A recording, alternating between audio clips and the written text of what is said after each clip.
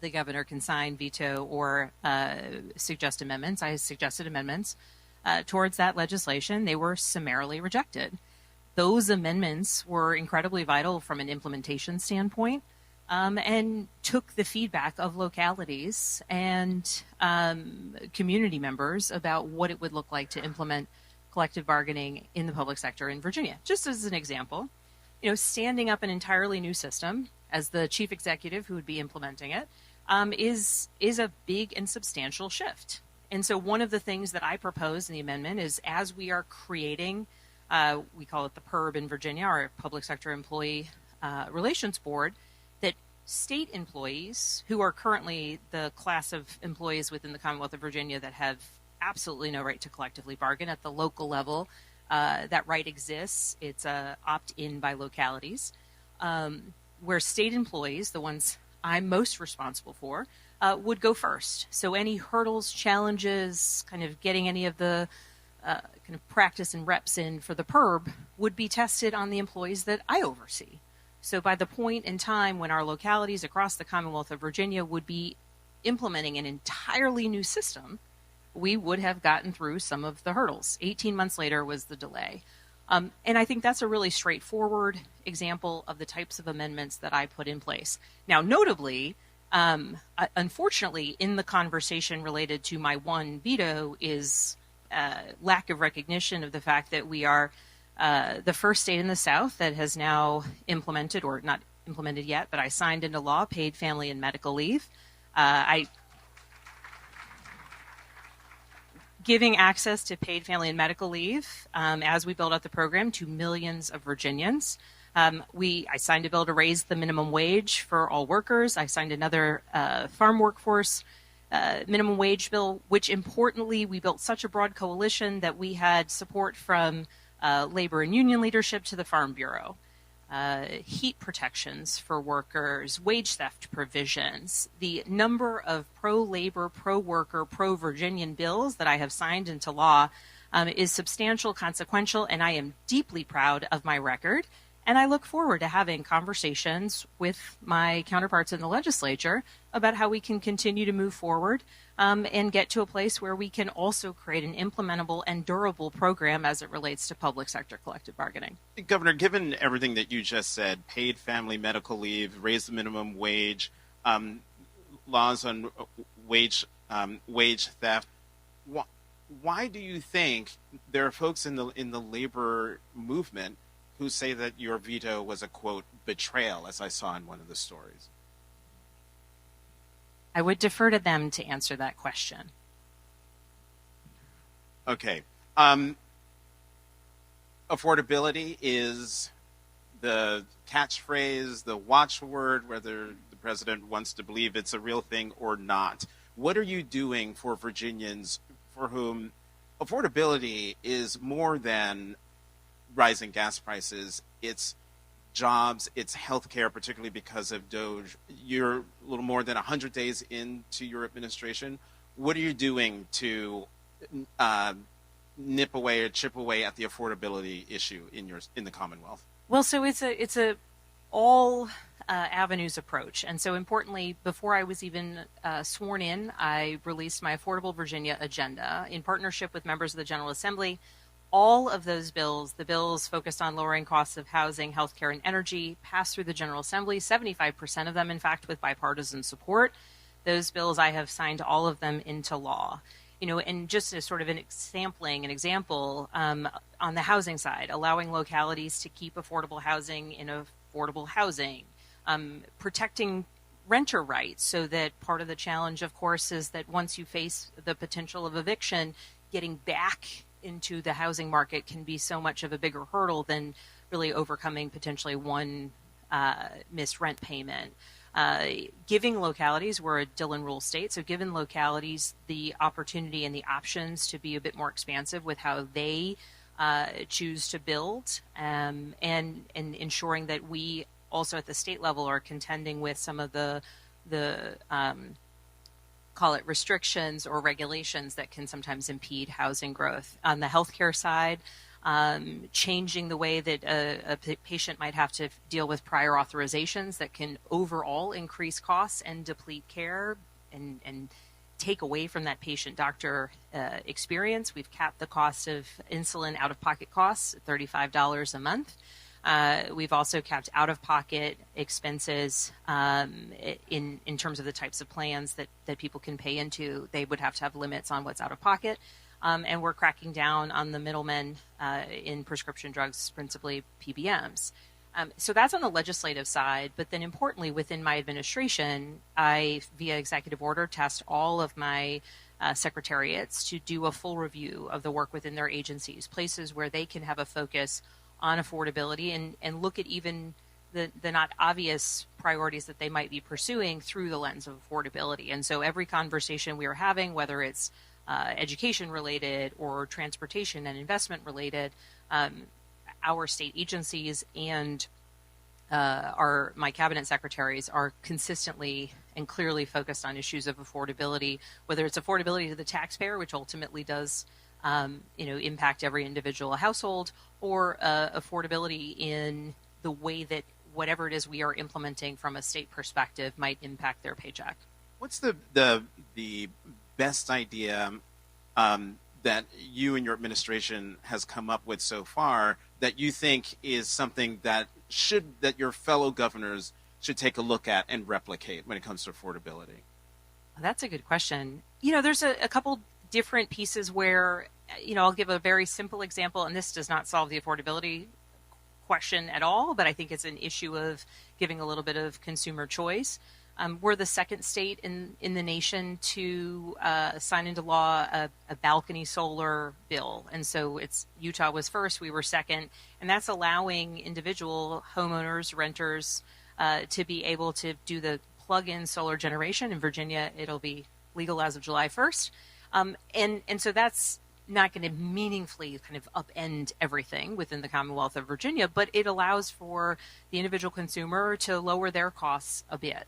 From an overall agency perspective and kind of cross the state government perspective, a lot of the work that we are doing within Commerce and Trade, which oversees our multiple departments, including focusing on housing, we are really trying to get aggressive in how we bring housing into the conversation of commerce and trade and economic development.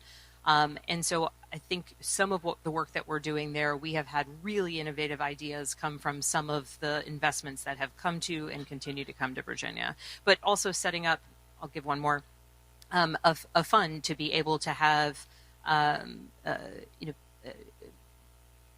varied housing and allow for localities and to attract the public-private partnerships with some capital available to them in order to be able to build housing in communities that otherwise may not be able to sort of fully bring an anchor of both capital and interest enough on their own. Now, one of the things about the Virginia governorship is that by law, it is only one term, which means you've got one term to do lots of things. I've talked to some of your predecessors. For them, it's a bit of a liberating thing to not have to run for re-election. So given that, what's the best idea that another governor has done or is doing that you would like to bring to Virginia? So because of this one-term governorship, it means that the things that you are planning for have to be durable. And so I think that among the best things that some of my predecessors have done and what I'm looking to do is some of the best ideas that I'm trying to bring to Virginia. And principally, these are sort of longer term investments, whether it is in transportation is kind of chief among them. You have to set up the investments, the priorities that you are making in a way where they are teed up for someone else's success. And so a conversation I'm consistently having with our Secretary of Transportation, because if you want to drive economic investment, if we want to continue to attract businesses, and I think the same can be true also in our investments in education, right? We are the number one state for talent. We want to continue to supercharge that and drive on that. But whether it's investments in our schools and in recruiting educators to Virginia and keeping them in the classrooms, or whether it is investments in roads and bridges and infrastructure, those are successes that you have to kind of tee up that someone else will take credit for or responsibility for, and making sure that it is teed up for success and not for someone else's headache is a principal requirement. And so I think of many of the things that I'm doing through that lens of how do I make this so durable that nobody else will want to sort of pull back or deprioritize something that I believe to be so important to the future of the Commonwealth and Virginians. So Virginia seems to be always in the news, but I believe it was last week when the United States Supreme Court stepped in and sided with the Virginia Supreme Court in overturning the redistricting effort that was passed by the people of the Commonwealth. First, your reaction to that, and what does that say about the state of our democracy when the people have had their say and the United States Supreme Court stepped forward and said no? So just, and you touched on it in your question, but just to reiterate the point, what was different about what Virginia was doing from some of the other states that we've seen on the Republican side of the aisle who have done redistricting is we could not take action without the vote of the people, a referendum, so similar to what California had to go through. Only ours is a multi-step process. The last process being a ballot referendum, which we did in April, which is an unusual time frame for a ballot referendum, but yet we still had extraordinary voter turnout. Of course, the people voted yes in that referendum. More than 3 million Virginians voted. And I say that because my disappointment with the Supreme Court of Virginia falls principally on the fact that we executed this election, which is a multi-tier process, goes through the General Assembly, goes through the General Assembly again, goes before the people. And millions of Virginians in favor or opposed cast their ballot, demonstrating their view, our shared view, that that election is legitimate. And the Supreme Court of Virginia determined that indeed it wasn't legitimate and nullified the results of that election. And so I find it extraordinarily frustrating. But my response to it has to be that now we have to prove the point by winning. Notably, we have 11 congressional districts. Of the we have 6 that are currently held by Democrats, 5 that are currently held by Republicans. Of those remaining 5 that are held by Republicans, I won 2 of them on the ballot in November when I ran for governor. And just, on the details of the politics, in a statewide race, you're not necessarily trying to win the contours of a congressional district. So 2 of those races are imminently winnable. And then arguably, when I won my first congressional race, my predecessor had won in 2016 by 15 points. I won in 2018 by 2 points. That's a 17-point swing. By those numbers, and with a president who is even more unpopular than he was in the last time we faced a midterm for him, we can win 3 to 4 seats in Virginia. And so while I have lots of feelings about the results of the Supreme Court decision, I am channeling all of that towards trying to encourage people to not feel depleted or to channel their worry, their anguish, their disappointment, their anger into volunteering for a candidate, supporting a candidate, and making sure that we win 2 to 4 of those races. On the current lines, it will be rough, but things worth doing are not always easy, and we have to do it. How concerned are you that the president, on election day or even before, how concerned are you that he will send either the military or the National Guard or even ICE to polling places? And what can you do? What can you do, if anything, to stop him? Very concerned. My background's national security, so I think you should always sort of plan for every contingency that might cause a worry. In Virginia, we have certain advantages. We have 45 days of early voting. And so enabling voters to be able to go to the polls over a period of time is an important step for us, and does create a slightly different experience than some of other states where you will see just lines around the blocks and blocks and blocks of people waiting to get into the polling places. You heard it first here. Tomorrow I'll be issuing an executive order. So, surprise, sorry to my comms team on this one. Let it out, Governor. Let it out.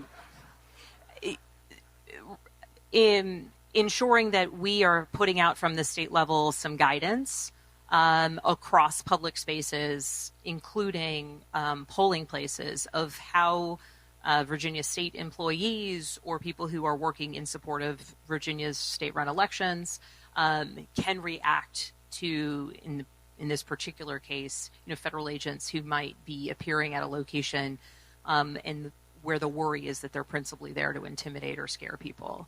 But the reality is that there's a lot of, throughout history, we have seen efforts at intimidating voters. And my worry is that we will continue to see those heightened.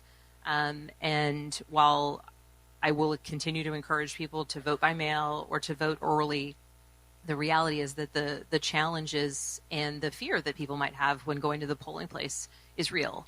And we have been here before in a totally different way, in a totally different context, but people have bravely gone to polling places decades in the past. It's what created change. It is what made Virginia, a place where progress was ultimately achieved, and calling upon that history of brave people doing the thing that they know is impactful, which is using their voice at the ballot box, that despite the concerns will be the encouragement that I continue to put in place, but also making sure that people know and where possible and appropriate, people have the ability to kind of push back and know what their rights are.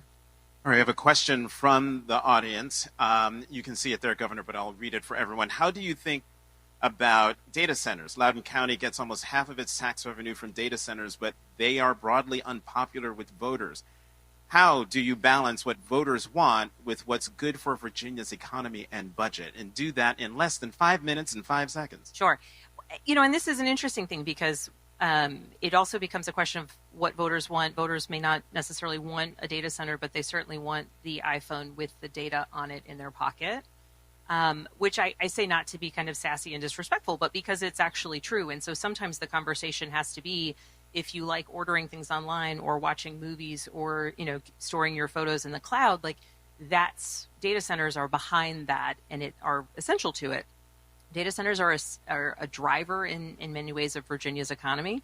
And this example certainly gives Loudoun, but the example doesn't stop with Loudoun. Across the Commonwealth of Virginia, the taxes that data centers pay into local economies are substantial and essential to the ability to provide basic local services, funding schools and first responders.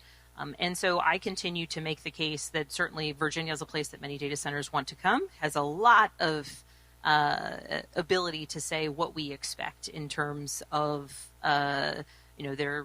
the requirement that they pay their own share when it comes to energy utilization, or everything from the setbacks to the types of greenery that they put around their locations. And from a gubernatorial standpoint, being able to provide support to localities that really might not know what to ask for in those types of negotiations. But what I have incoming to my office so significantly is a lot of localities, because yes, many of them went to Loudoun first, but it is a lot of smaller, more rural localities that really want to bring the investment and the support that they bring. And so it is, I balance it by saying, yes, there's real challenges, but in fact, there's significant benefits, and it's about what local economies need. Now, I think localities should always have the final say, so as governor, would never force any particular type of industry or investment into a locality that doesn't want it. But I think that it is wrong for the state to preclude localities that do want to welcome data centers from being able to do so. Governor, in the time that we have left, let's talk about the 250th anniversary of the United States, which is this July. Virginia's role in that anniversary is vital. How will the Commonwealth celebrate America's 250th anniversary? What are you going to do? So our slogan is America Made in Virginia. Governor Mikey Sherrill has some feelings about that. But we have events and have had events occurring all across Virginia. On July 4th in particular, we have phenomenal events happening all across the Commonwealth, fireworks in communities that are all sort of registered with Virginia 250. If you want to go to the Virginia 250 website, there is a lot of information about what might be available, different tourist attractions, sites, locations that we welcome you all to visit. On July 4th, some of the landmark or kind of capstone events that will be occurring is at Monticello. There will be a mass swearing in event for new citizens. And so what better way? What better way to celebrate the founding of the United States or our Declaration of Independence by welcoming Virginians to Monticello, Thomas Jefferson's home, and having those Virginians become new Americans on July 4th. There's also going to be an event in Williamsburg, which, of course, is kind of essential to Virginia and U.S. history, the site of the original House of Burgesses. And there will be extraordinary fireworks there and in cities and towns all across the Commonwealth of Virginia.